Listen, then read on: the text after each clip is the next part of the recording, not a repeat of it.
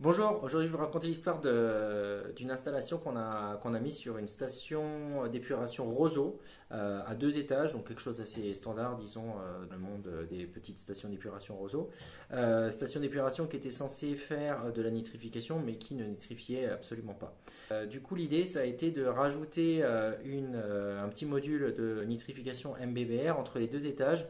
C'était déjà d'une part entre les étages parce que c'est à peu près le seul endroit où on avait un peu de la place. Et puis c'était aussi un endroit où on peut récupérer de l'eau déjà potentiellement filtrée, parce que c'est vrai que sorti du premier étage, il y a déjà une grosse partie des MES qui ont été coincés par le premier étage, pour ensuite booster l'aération et ensuite permettre une meilleure nitrification sur le deuxième étage qui n'y arrivait pas du tout.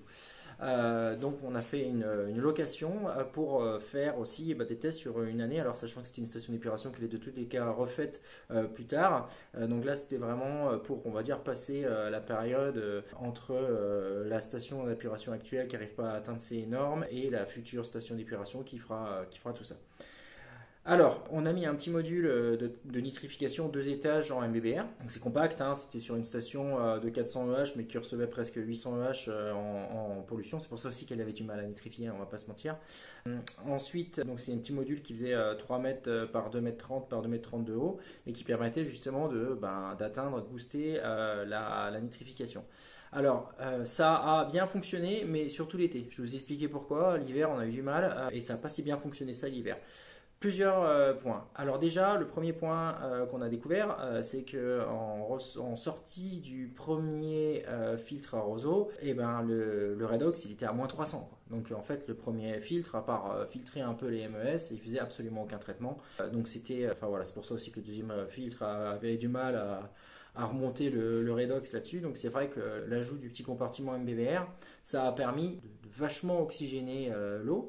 Et du coup, ça a permis aussi de faire tout le traitement carbone qui aurait déjà censé dû être fait sur le premier étage, mais qui ne l'était pas. Donc du coup, pour pouvoir alléger le job pour les bactéries derrière, pour le deuxième étage. Donc ça a plutôt bien fonctionné en été. Donc du coup, ça n'a pas vraiment nitrifié, mais en tout cas, ça fait tout le traitement du carbone. Ce qui fait que derrière, le deuxième roseau qui ne nitrifiait pas, s'est mis à nitrifier. L'avantage de faire ça, c'est qu'en augmentant le redox, on n'avait plus de relargage du phosphore. Donc là, pour le coup, le niveau de phosphore rejeté est vraiment beaucoup chuté. Le traitement du carbone a été complètement fait et le traitement de l'azote, l'été, a été fait. Pourquoi l'été et pas l'hiver? Alors ça, c'est les trucs qu'on a aussi découvert en faisant. C'est que sur le premier étage, on perd énormément de température. Enfin, l'été non, mais l'hiver oui. Donc entre ce qui arrive au poste de relevage et ce qui arrive déjà en sortie du premier étage de roseau, on a perdu beaucoup de degrés. Et sachant que, on va pas se mentir, hein, ça c'est la biologie, d'ailleurs c'est les normes aussi en France et dans pas mal de pays, en Europe, partout, c'est la norme à 12 degrés, on va dire. Donc en dessous de 12 degrés, tout ce qui est nitrification, généralement, c'est très compliqué, hein, on ne peut pas trop y arriver, donc il faut que ce soit au-dessus de 12 degrés pour pouvoir que ça fonctionne correctement. Un autre truc, ça c'est comment fonctionnent les bactéries. Pour que les bactéries s'occupent de la nitrification se développent, il faut que celles qui s'occupent de manger, on va dire, la charge carbonée, la DCO, la DBE5, il faut qu'elles aient déjà mangé toute la charge carbonée. Parce que ces bactéries-là, les premières bactéries, se développent beaucoup plus vite que les bactéries qui nitrifient. Et donc celles qui nitrifient vont commencer à se développer quand il n'y aura plus assez à manger pour celles qui mangent du carbone. Donc c'est pour ça que c'est toujours important d'avoir un traitement étagé. C'est pour ça que j'ai mis d'ailleurs 2 étages dans le traitement MBR. Il est bien fait pour le coup, parce qu'il restait quand même beaucoup de carbone à traiter. Et du coup, une fois que le carbone a été presque tout mangé, c'est là que les bactéries nitrifiantes commencent à installer.